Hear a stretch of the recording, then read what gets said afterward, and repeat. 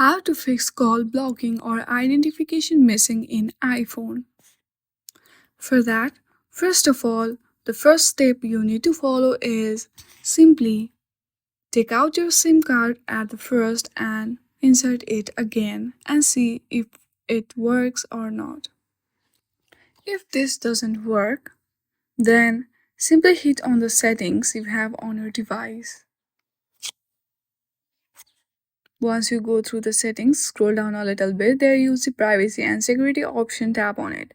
From here, go to the tracking and make sure that allows apps to request to track is toggled on.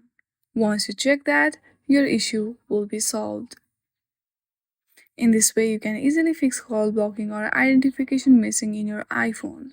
I hope you like this video. If you like this video, then please do not forget to like and subscribe to our channel. Thank you for watching.